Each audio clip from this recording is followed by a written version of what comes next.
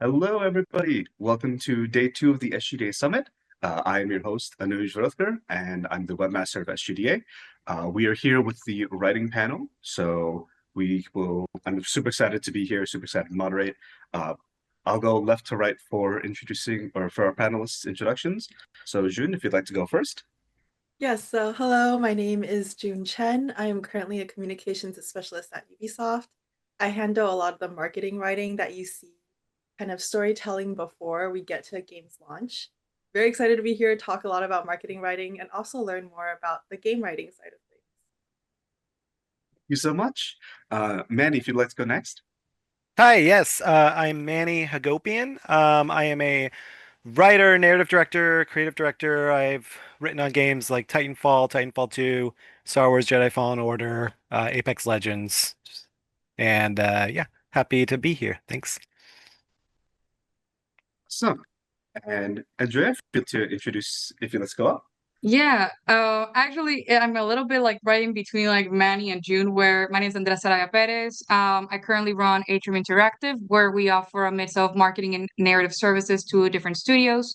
I've worked on Civilization 7, a couple of H1B Live, and a couple other indie titles, AA. Right now, writing for Heavy Gear 3, and I do a little bit of both game writing in game, and then also any kind of like company socials or like community events. So we're in kind of like both game writing and marketing hats for a couple of projects. I really like that we have like all sorts of writing for the summit because I it like it's more game writing is often more than like people think that it is at the surface. So really great to have you all here. Let's jump into the questions. Um, for the first question, I'd like to ask, narrative design has a lot of meaning, and game writing in general has a lot of meaning for a lot of people, and that ranges from just writing dialogue, designing quests. We have like marketing is a big part, and I've seen a lot of like, especially recently, marketing that really goes forward beyond just being advertising and integrates into the narrative as well. How do you describe what you do in terms of like narrative design writing, and how would you say that your experiences have informed the way that you write? Nice. Should we just jump in one at a time, or we can just I think bounce off so. each other? Bouncing off each other also works awesome. We had a Heck lot of yeah. good good conversations during the audio panel yesterday, so that works great.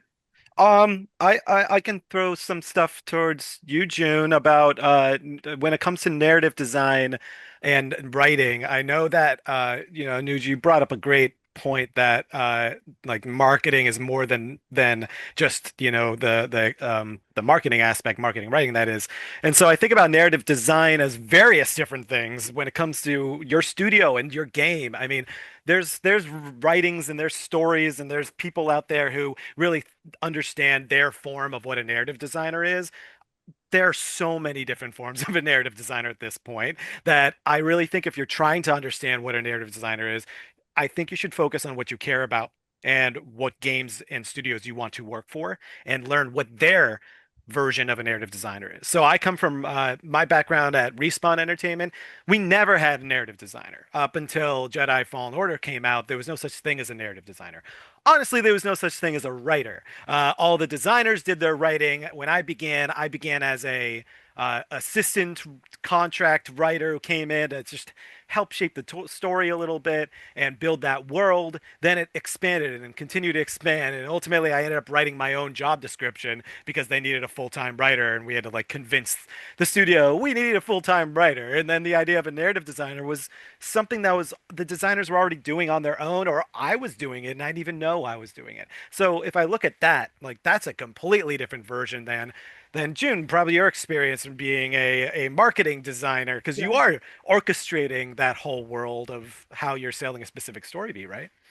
Yeah, absolutely. Like speaking from a marketing writing perspective, I do a lot of the storytelling that the players encounter before the game is even available a lot of the times. And that usually does mean taking information or the story that the narrative designers and writers have already kind of set down, and distilling it, drilling it down to the most succinct foundational parts of the premise.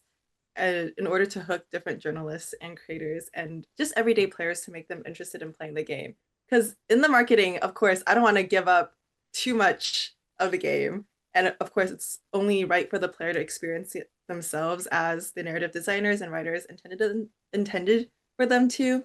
But definitely like working with the production team, the writers to figure out like, okay, here are the main beats. Here's what we do want to reveal right now, what we think is the most compelling. So definitely pretty far from like defining the actual like what happens in the game, but taking that information and making it easily digestible for people ahead of the game's launch. We also don't have a lot of definitions in the industry of what is a narrative designer and what is a game writer and what's like a marketing writer, where because to Manny's point, it varies so much from project. If we just kind of like take the titles in this cohort, right? Like what narrative design looks like in Titanfall, very different than what narrative design may look like in Civ, very different than what it might look like in like, H1B Live. And so I think that what narrative design means to me, it's kind of like being at the intersection of gameplay and storytelling, where like you are thinking about the in-game experience of the player and how they're interacting with the storytelling elements, either environmental elements, item descriptions. Game writing in my kind of like purview is more like, you're doing maybe like lore, you're doing more like world building, you're actually working more in documents, databases than you are in like an engine. But it really depends on how you have the project structured. If, for example, you have content design, and then under content you have game design, you have narrative design, then that's going to be a job description very different than like if narrative was its own kind of department.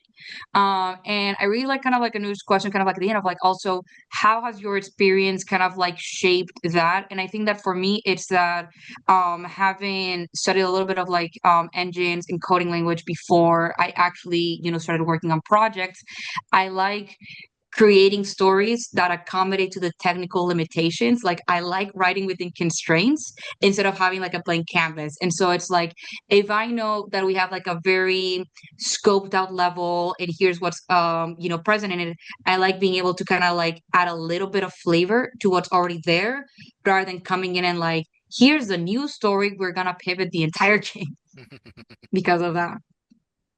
I thought. I like the I idea you mentioned something about like kind of getting caught in that corner. It made me think, oh, narrative design is kind of like an escape room, right?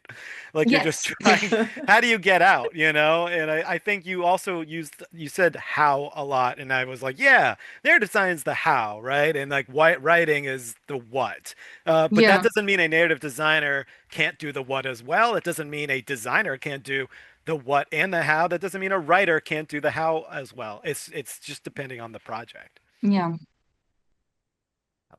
I really like that like narrative design is how and writing like I kind of want to like put that on like on a bulletin.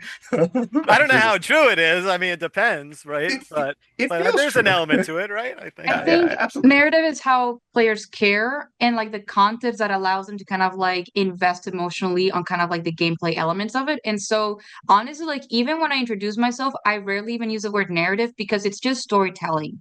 At the end of the day, like it's you're building a story, whether that's narrative design, game writing, narrative technical realization design, whatever you want to call it, but you're building stories either through copywriting, ads, or like through kind of like in-game moments that people connect with. And that I think is like a very special moment of it. And June, like you said earlier, of like when you're marketing, I feel like in film I've noticed a lot of, or even sometimes in games, I've noticed there are marketing trailers where they spoil something, and I'm like, that would have been great to experience in the game. Yes. I get why you spoiled that because that makes me interested. But that did kind of suck, especially if it's like a remake or remaster. I'm like, Oh yes, okay, absolutely. would have been cool to Yeah, find that out. yeah, especially recently in games, there's been a lot of remakes and remasters. It's really difficult because you have the core fans that already know how the story goes, and you want to like let them know that like, hey, these beats stay the same. But of course, with these remakes, they're usually like 10, 13, like 20 years out. There's so many new fans that don't know what happens, and it's kind of figuring out like a good balance of like catering to those old fans that want to know and understand that hey, the game and story they love is still there, but also to new people who, oh, I want to learn more about this world myself. I don't want to know the twists, even though people are probably spoiling the twists in comments and reply sections all the time. What happens to Aerith is like the least, like the Oh worst kept yeah, secret in games. absolutely. As an example. Awesome. For our next, I guess this is a good follow-up question. What is there a right way to prepare for a career from a student perspective for narrative? Since we have, we just talked about there's all sorts of types of narrative. Is there a set way, or is it like what does it come down to, would you say? I think ironically, I feel the best way to prepare for narrative is studying writing outside of games. And what I mean by that is not entirely like to not do any projects, but there's a really large body of knowledge when it comes to how to write like a very grounded line of cinematic dialogue, like kind of like from film, from playwriting. Playwriting and theater, I actually feel like a lot of those skill sets and in marketing of understanding the voice of a brand and how to present it kind of like to the users, you do that a lot, like that part of the brain of like how can I develop the character's voice and present it in a player's in a way that's kind of like easy to adjust. And other than that, just building up proactivity and an eagerness to learn, pick up different tools, pick up different engines, work on different projects, stick to kind of like different genres, because knowing how to be able to either help shape the story of like an open world RPG or like kind of like a small go to kind of like level, being able to be flexible, I think is something that even like capstone projects and game jam student can do, like right after this summit, for example. Yeah, I agree on that. Absolutely. I actually, similarly, I started in theater before games. So I started writing musicals and plays, and that was whole my world before I even wrote my first game. And I didn't even connect those two until more recently. Then I started seeing that being an aspect of it. But definitely agree with Andrea, the idea that you learn writing across the board of any medium is there's going to be similar principles. There's going to be similar ways to think, and they're basically different tools you can have.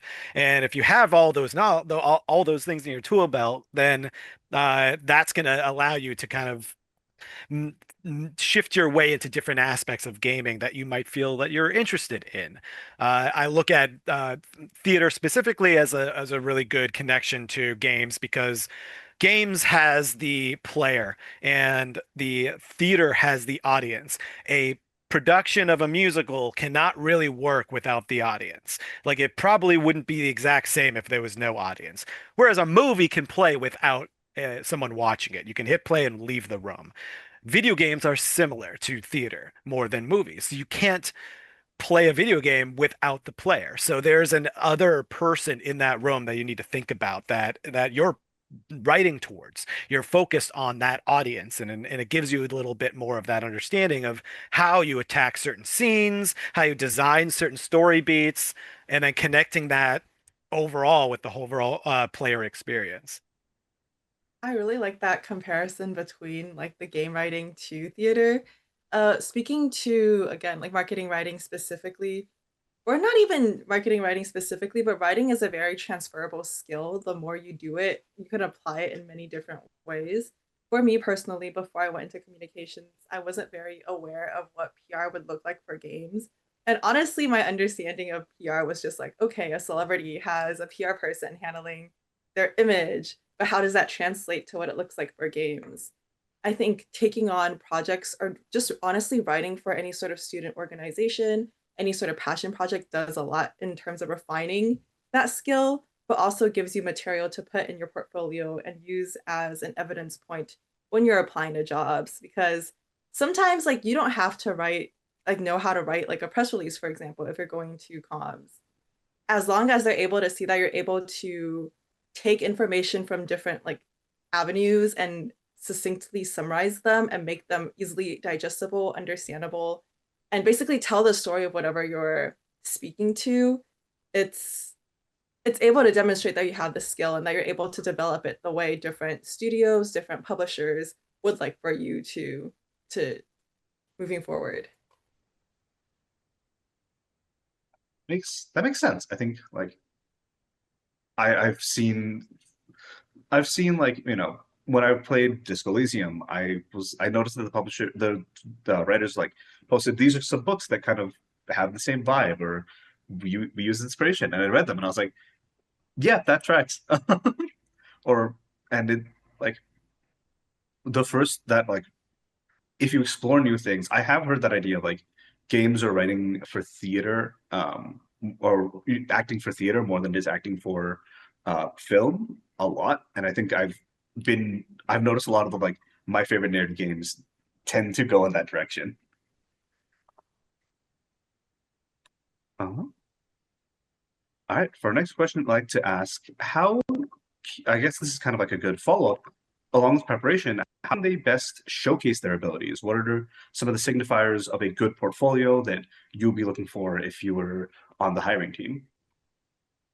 Progression and implementation of feedback, I think, is a really good skill to demonstrate. So there's a lot of local chapters, either through SGDA or, for example, like different showcases locally. And if you don't see a showcase, you can always reach out to local venues and see, like, can we show games in this venue? But being able to just show that you're putting an interactive piece of fiction or like narrative in front of people, and then able to take the feedback and kind of like implement that, I really, really look for kind of like breakdowns of like processes, why you went with this tool, why you went with this approach, why you chose like that branching narrative. Because I think that, for example, like there's a couple of projects where we're growing. I'm not expecting anyone who's a junior to have a AAA credit. I'm not expecting any of them to have done like, like a commercial title before, but I am expecting to see kind of like, how do you think about storytelling and how do you work within the constraints that working with other people and getting feedback from other people, how that looks like. But I'm curious kind of like on kind of like in other game writing, like positions or like more content manny, kind of what your experience has been when looking for maybe junior or mid-level kind of like applicants. I love what you said. I love the idea. It's so important to know how to receive feedback and act on that feedback. It's incredible how many people who are not juniors, who are seniors, who still struggle with that because it is a very important skill. And especially as like a writer or really anyone in the creative field, like you're being very vulnerable when you put a piece of writing you cared about in front of other writers.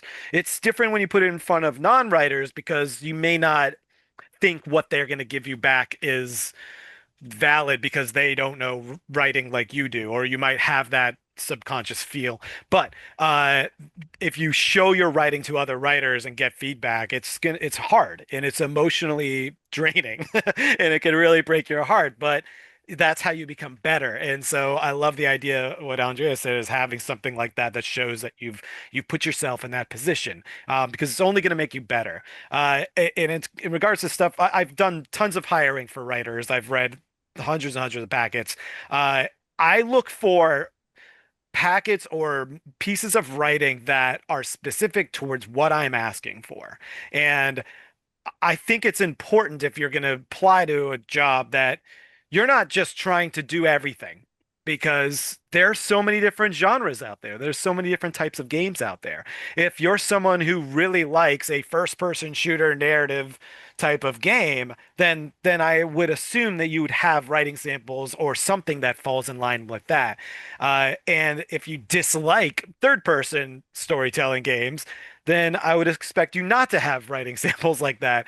So I do think you want to focus your what you like and what your passion is for your packet of pieces of writing to showcase what you are and send those along. And I think that's kind of my point is like I've read tons of packets, but they're for pieces of writing that are not connected to what I'm looking for. And it's just clear that they just send whatever they have, you know?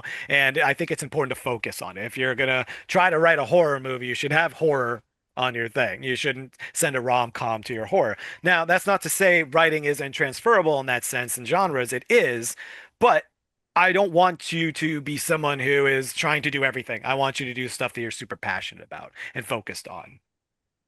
You, Definitely agree with, oh, sorry. no, yeah, go ahead.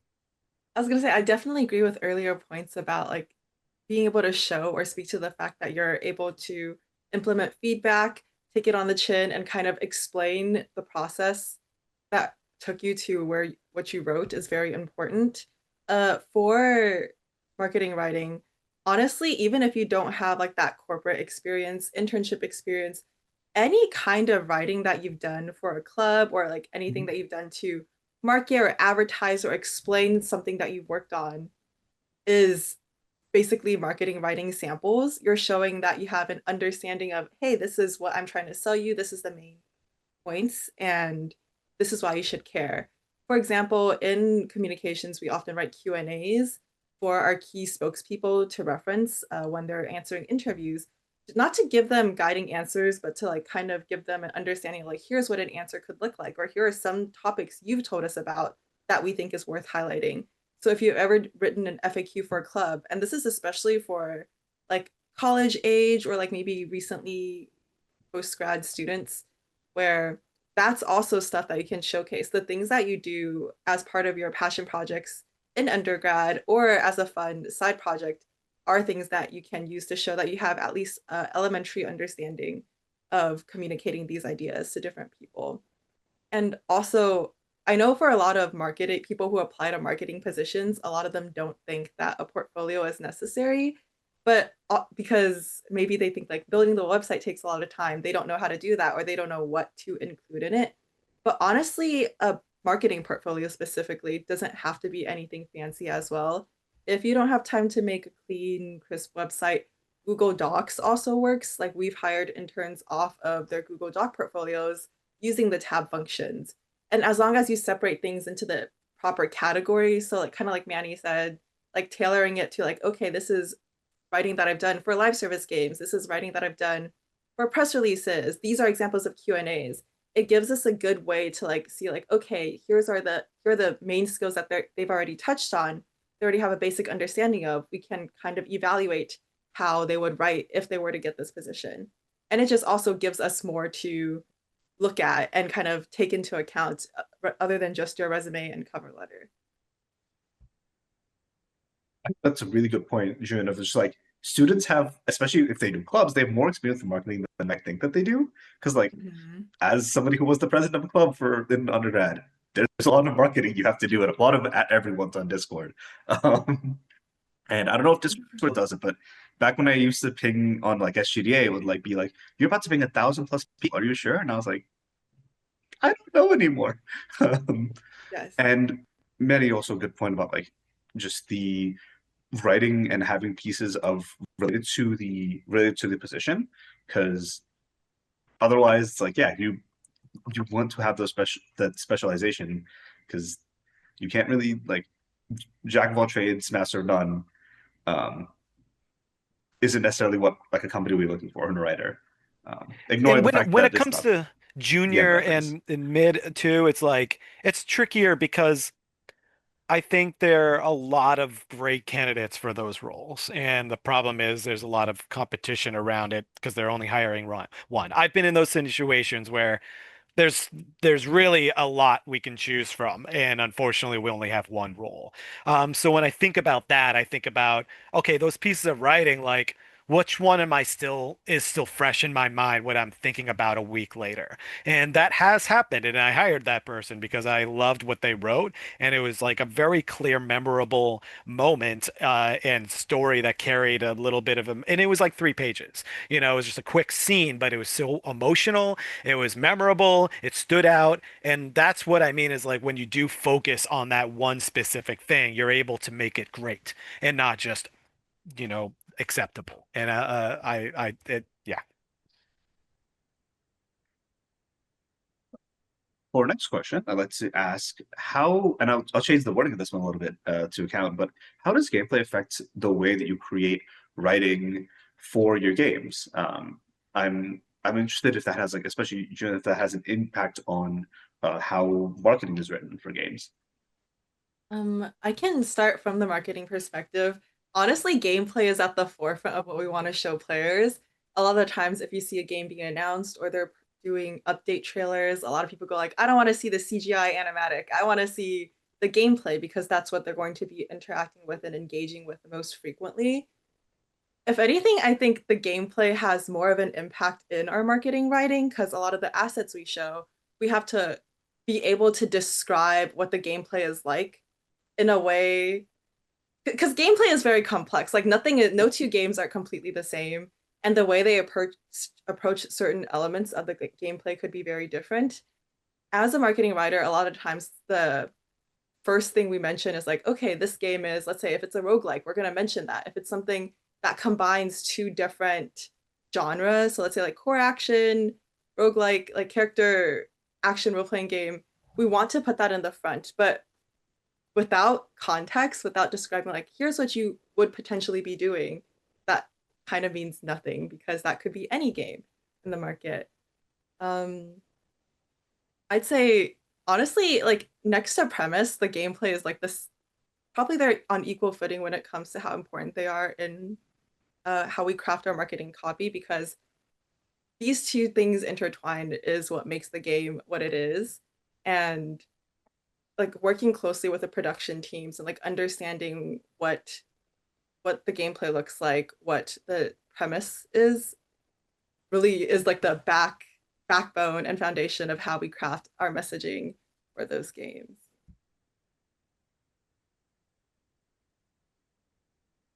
Yeah, I think also with regards to kind of game writing, gameplay is always kind of like at the forefront where like it may sound like a dream scenario, like if you are able to get into a game and be the first contributor when it's narrative driven, like when a canvas is blank, that doesn't really help give a little bit of context because when you don't know what is the player doing moment to moment, when you don't know the different ways that they can engage with kind of like the world at an interactive level, that doesn't give narrative a lot to work with. So I always like being a little bit of like a bridge of like what are we trying to evoke kind of like from gameplay and then how can I create moments that kind of help amplify that and build off on that.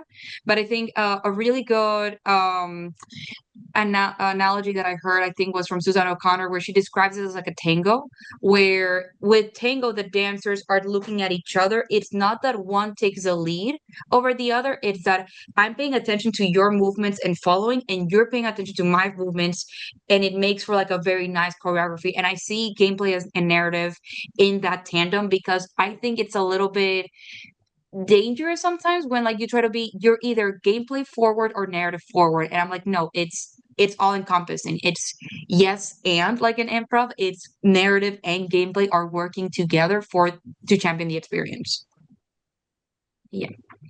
Yeah, I love that uh thinking of the tango and what gives and takes. I do think there's a time in the process of developing a game where I do think narrative gets to live on its own. I almost think gameplay is everything at the beginning, gameplay is nothing in the middle, and gameplay is everything at the end. But that's only if you succeed in the everything at the beginning and then pay it off with the everything at the end. My example for this is I think you understand the story you're telling, working with gameplay while you're developing that type of story. And then once you get to this syncing up of what the game is doing and how the narrative can support that, I think I like to think about the simplest form of that story and how I can then tell what I want and make it meaningful to the player. But then I can only execute on that by then going towards the gameplay at the end. My example on this is what I'll do Titanfall 2 is Titanfall 2 began as a pilot and a Titan, a one super soldier type character that you play as, and you have a giant robot. That's the gameplay. And every game, every level beyond that is about getting better as a unified team. Once that was understood and how that gameplay would fit, I didn't care about the gameplay as much. I just focused on the story, which was a kid and his dog. It's about a very unified bond between a pilot and a Titan, and how do I expand that story throughout the game? And I once I started focusing on that, I understood exactly how that story would end. Then I look back at the gameplay once the gameplay got sorted out, and I was able to execute on that.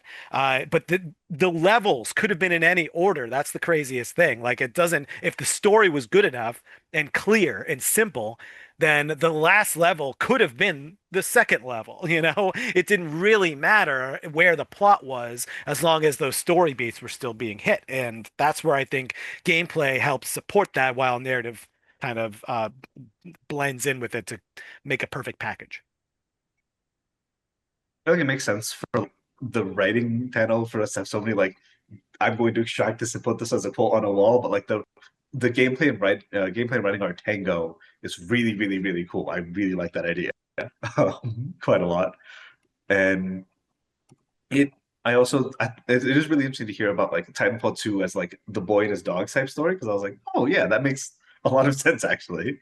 Um, all right, we got a couple more questions from our sheet before we'll move into audience questions, and then depending on how many there are there, we'll move back to the sheet. But for now, I'd like to ask, what writing tools do you use if you can share it, and how do they compare to what students might use, and how can they kind of, what tools are important would you like to see when from an applicant who's applying to a position, especially a student? Oh boy.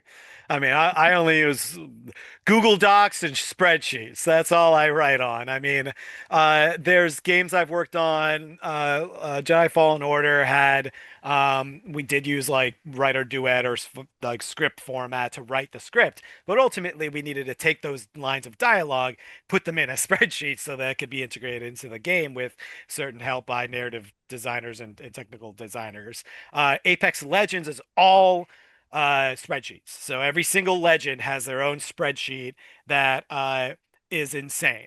The entire visual of it is very confusing. And it was when we were making Apex, it was simply something that was carried on from Titanfall, and I just started just making. This is where I like. I guess I would learned elements of narrative design. I was just making it up of like, okay, this is where these lines will go. We created a thing called the ping system, and that was like an entirely new tab. Uh, and it's still what they use today, and it could break it at any minute. You know, it's like that's the writing, and it's a live service game, so you're constantly using those same sheets. They're never going to be like paused. And then when we write like marketing trailers, that's the stuff where like we use Google Docs, even in a script format that we are then pass off to the marketing team and rewrite and work with them. So to answer your question, I don't quite have an answer for what I think someone should be using. I think whatever they feel most comfortable in, because it does depend on the studio and what they use. So, yeah. For marketing, for public relations, honestly, I think marketing writing is also not that technical. We never work in Engine. So usually like the tools I use most often because we're a Microsoft suite or Microsoft Office company is of course like Word and spreadsheets. Specifically for like social copy, we use spreadsheets a lot, like especially if we're like scheduling things, it makes it easier to copy on over. But yeah, like honestly, the tools for marketing writing is very, very simple. And I remember going into working my first full-time job, I was very surprised by that because I thought, okay, you guys have to have a tool that you use that like formats everything for you. But that's often not the case. It's the most basic writing tools that makes it easier for you to share across different departments too, because of course we have brand teams that need to look at it, production teams that need to verify the information that we're sharing to make sure that everything's accurate. And I'm not lying about the contents of our games or what the experience would be like, because that would be very, very bad. Yeah, I think also there's the dream, the myth of like the perfect narrative tool that every single studio uses that we can just learn and life would be so much better, but it's not. And it also like I think this goes back to what we're talking about of like what is narrative design and game writing in different studios where like there are studios where the role narrative designer owns the implementation of narrative content. So like cinematics, like in-game writing. If that's the case, that's kind of like where having a general understanding of Unreal and how to implement content, I think helps a lot. But in terms of like tools, like I'd have to agree with like Manny and June of just like spreadsheets, Google Suites, I'm not really actively going in Engine very much in any of the projects, but I will say that for students, just kind of like looking at a tutorial on how to connect like a CSV, like when you understand kind of like what every column has and how you need to write out the content in a way that is easy to parse and kind of like come up in the project, understanding the inner workings helps make you, I think, like a stronger writer because you understand kind of like whenever you type this, or like when you're kind of like writing in like a Lua based engine, it's going to be different than like if it's, for example, like C# or C++. So yeah, it's pretty much just like spreadsheets, but then if you find out how the spreadsheets are connected to the project, then that I think can definitely help you stand out amidst like, a lot of like people trying to break into narrative. Yeah. I do wish there was like one unified narrative tool, because also as a producer that I can be like, oh, just use this, and then that saves time on my end too. But awesome, that makes a lot of sense, and I think writing in sheets is something that I was like very new to when I was first like doing writing for small student projects. But I was like, but once I started implementing them and engineering them, I was like, oh, this makes my life so much easier. How did I how did I ever not do this earlier? Um, Awesome. For our last question before we move on to the audience questions, how do you approach sensitive topics in games? I know, and also in marketing. I know that it's often like that can come up. So how do you approach that, and how do you make sure that it gets kind of like the respect that it deserves? Yeah, I gave a talk about this 2 weeks ago, where basically a lot of the projects that I've been have a message of some kind, and I've had to develop pipelines for projects about immigration, like very current events. And so there's kind of like both a PR angle to this, and then also kind of like more of like a consultation and an awareness of like, you stick to what is, you stick to the message. This is concretely what is happening, and I am building an interactive experience to show you the reality. I'm not pushing a perspective. I'm just kind of like giving a platform to what is, because there's kind of like the instinct to paint it as like a partisan story when it's not, right? And with regards to other projects, always having the communities whose stories are part of this involved. So there have been projects where like we are directly talking to like migrant shelters. We are actively interviewing people navigating the process. And that is how we have been able to do a couple of projects that had those themes, but with like the input, the insights of like first-hand experience. So not looking up articles, not looking up headlines, asking the people directly in these groups, kind of like how would you like this to be framed, and also to what extent are you comfortable part of your story making it to game, and what do you want us to leave completely out of it. So it's very tricky, but I think that it's definitely something that what I try to touch base is games have a user base of 3 point something billion. I can't remember the name, but it's a large user base. And there's a difference between me telling you about a horrible thing that's happening and you witness a trailer, and then me creating an interactive experience that you are actively in and puts you in the shoes of somebody with a different in it from a different country or a different experience or status than you. And that I think is the power of kind of like that narrative can have. Sorry, that was like a bit of a long question, but just make sure that you include the people involved. Make sure that you're kind of like just kind of like giving them a voice and insights as early as possible in the project. And if you're able to even like give them a little bit of either part of the sales or change, like even better, in my opinion. Definitely like on the projects that I worked on with sensitive issues, like at the game development level. So this is even before I'm involved, but I do know that like other PR people oftentimes are the ones kind of reaching out and like getting the consultants from these groups or people who've experienced um these more difficult like subject matters firsthand, having them involved and giving their input, telling us, okay, this is what like how you should be representing this, like this is the language you should be using, or this is actually not accurate to the experience at all is very important. Even in marketing writing terms, like talking to a consultant, making sure that again, language we use is respectful, is true to what is happening or is happening in the game, but also its counterpart in real life is very important. Another thing that we do as communications people is that we train spokespeople, and especially when it comes to talking about these more difficult subjects, like letting them know, like, hey, you when you're describing this uh part of the story in game, when you're describing the real life situation, like educating them on what is the proper way of address, but educating them on like why it is that we're doing this and making sure that they understand it fully. Because with larger game projects, it's very likely that you have people who are less familiar with the situation, less familiar with these ideas. And we just want to make sure that when they're speaking to these topics, they're doing it in a very respectful way. They're doing it in a way that's very accurate.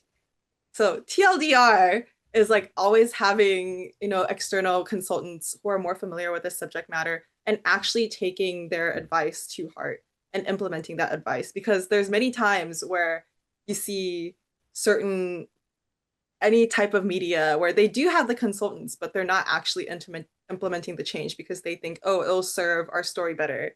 But that's not the if you hire the consultants, you do want their input and you do want to make sure that you're representing things to the best of your ability.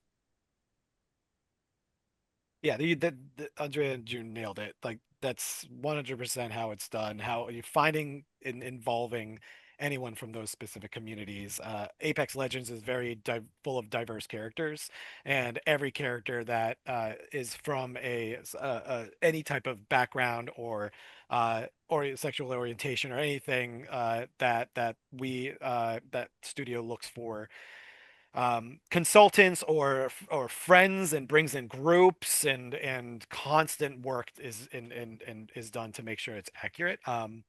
Not just one person too, like not just let one person be the voice of an entire culture is not a great choice either. That's why like there are these communities out there that you can work with and yeah.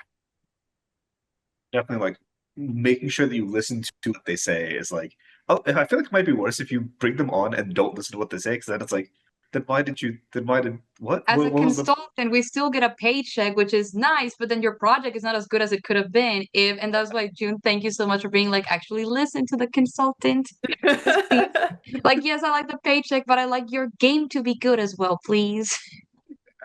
Because sometimes people, I feel like there are people out there who think like, okay, if we hire a consultant, we can say we hired a consultant, Yeah, a but box they're check. exactly, but Hmm. like that's not the point. Yeah, yeah. Like it's not to be performative. Like you want to actually actively improve the experience and the education that you're giving out through your Yeah. interactive I game. know we have a few minutes left for Q&A, but just to also add to that, that's also why I stress that consultation has to be brought up as early as possible. There's also like, oh, but we don't really have the game fleshed out. I don't care. Because if you bring consultation at later stages of the project, then they can give you like a breakdown of their assessment, an audit, but you're not giving them the tools to actually be able to implement change, because if the mechanics are there and the content is already implemented, what could they possibly change? Scrapping an entire cinematic because the game felt performative. So it's one of those where yes to consultations, but also bring them early and implement the feedback if it's able to be actionable. Yeah, let me have some here. now we'll go on to, we have an audience question from Eric, one of our officers. Any tips for adapting writing in the style of conventional media? For example, writing a game based off a movie, or looking at kind of, or looking at, let's say, Manny, you've worked on like like Star Wars game. I believe you've worked on a Star Wars game. How does that like how does that work? How does that differ from writing like a purely original thing? Uh, it doesn't. It's just more people saying no. Um, yeah, I think it's just the IP is already there and there's rules within that world.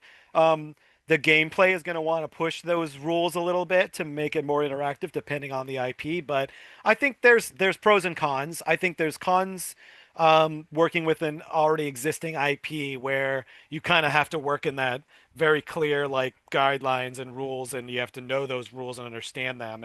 But that is the opposite, when it comes to original IP where there's no rules and everything's up for grabs, and then it becomes like a chaotic. So I think it just is a balance between those two. But if you're making an original IP, you're still eventually going to have rules. So I think it's just maybe there's more cooks in the kitchen when it comes to something like Star Wars. Like everything we did had to go through the Lucasfilm story group, and but it was always a fairly strong relationship. So I think you just kind of understand that. Yeah. Yeah, there's definitely that where I think there's more of like an emotional change rather than like the day to day, like you are working on spreadsheets, you are working on documents, like that does not change. But there's the rules that Manny said. And also to me, working, for example, like Heavy Gear has been an IP for 31 years. There's 31 years of expectations from fans of that IP. And so there's kind of like that. I hope I do right by them. I hope I meet their expectations, but that's more of like a very personal, like I want to make sure that I'm delivering kind of like on the promises. But it's every IP is going to have its own like magic systems, rules, expectations. The difference to it's that there's quote unquote what is canon, and also every IP partner is going to be different. So for example, some IP partners may prioritize upcoming books or an upcoming medium. If it's from a movie, then like what the movie states is the truth, or if the IP is from a book, then whatever the original book says, like that is our source of truth, and we are working off of that. So having to keep track of like the books, the movies, the shows, what is canon and what's not, and what do I have room to work with, because they may introduce a character and then nothing happens. So it really varies on the different IPs. I can say that we have like the rules understood, but there's also room for like flexibility when things are unclear. But that's something that would happen in original or existing IP anyways. There's just kind of like one additional sign off, and then the pressure of like, oh, anytime that I talk about this title, I'm having like fans stop me for my shirts in public, and I need to be careful of that. Yes, 100%. I think another thing on the, again, marketing, more external facing side, you want to meet fans' expectations, but you want to clearly outline why certain things are different in your game and like basically justify those differences and justify this new entry. For Star Wars Outlaws, like we had a lot of differences. Like our protagonist did not have powers, so like kind of using leveraging that, like explain this is the first time where a protagonist doesn't have powers, explaining how that fits into the larger franchise and the history that has come with the Star Wars IP. uh of course, like people, again, this is people's first look at the game before they even get their hands on it. They only know like the very basic premise. So definitely there is a lot more constraints. You're definitely like learning more about games that came before it, the movies as well, and trying to make sure that everything is cohesive while still underlining like this is different, this is why you want to play it or why you should want to play it. And even though there are these differences, it does not like veer completely out of like what's expected in the world that has already been built over the last couple of decades. Awesome. Let me double check on if we have any other questions. Otherwise, I think we can move on to our final question of what kind of general advice, words of encouragement would you have for students who are looking to get into game writing, especially considering the state of how things are in the industry right now. The floor is yours. Yeah, it's I'm still an adjunct faculty at UVault, and so having to kind of talk to students about this, it's one of those where there's the understand the risk. And if you understand the risk and you need tools and frameworks, then just be open to feedback, be open to learning and reaching out. Because one of the cool things I think about writers is that we all have all this knowledge and this passion for story that we want to share. We want to tell students and the next generation of writers kind of about the intricacies, the weirdness, the constraints.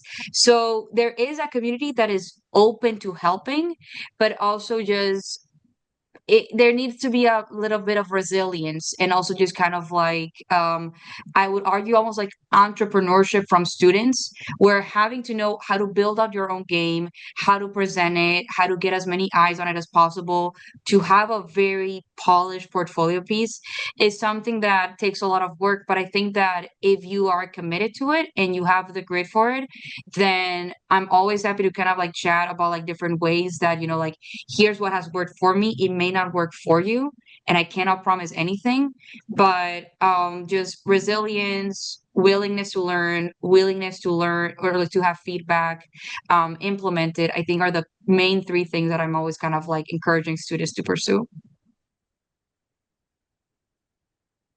Yeah, I think on just practicing your writing ability, but also one thing that really made me realize I wanted to go into games and painted a clearer picture of what writing for games looked like was finding people who worked in those positions within the games industry and reaching out, seeing if they had time to kind of talk about their journeys, what they did in their day to days, and what kind of skills I needed to implement. There's a lot that you can kind of scope out from their portfolios as well. I loved visiting people's portfolio sites just to see, like, okay, here are examples or things that I should be building, skills that I should be building towards. Here are examples that I can include in my own portfolio. And maybe seeing, like, okay, based on what they've done, what kind of skills are they exercising? What should I be practicing writing? And kind of keeping in mind when I'm applying to jobs.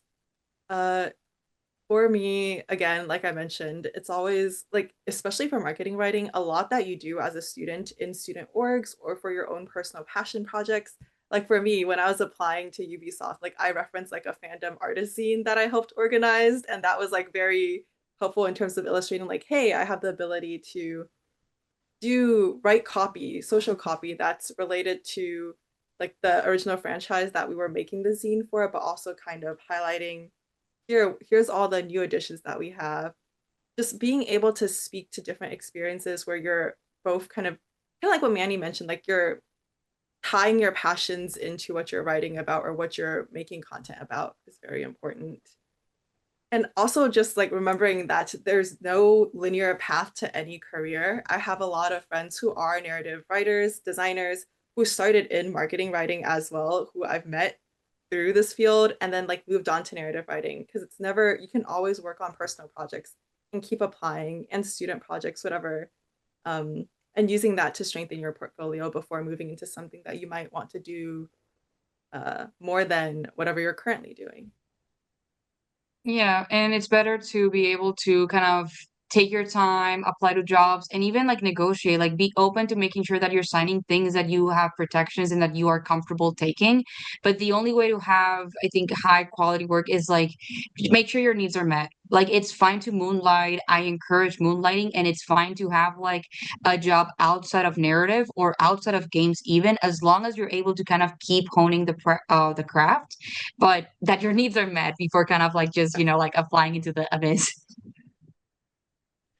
Yeah, I would say also making sure that that you're writing, um, you're creating, making sure you're creating things. And the tricky part about writing is that you could spend years writing your screenplay, but if you didn't, and this goes back to what of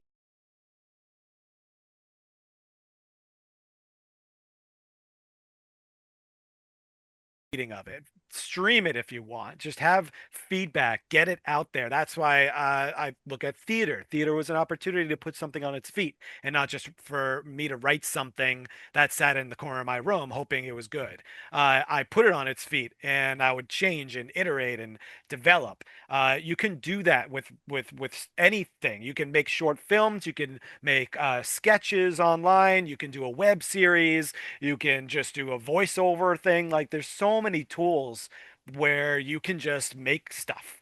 And that's going to allow you to get better at what you're doing, and not in a bubble. And so I encourage that. I encourage people to, if you have a piece of writing, to do some sort of live reading of it. Get actors, get people, see it on its feet. It's going to help you. It's going to help the piece.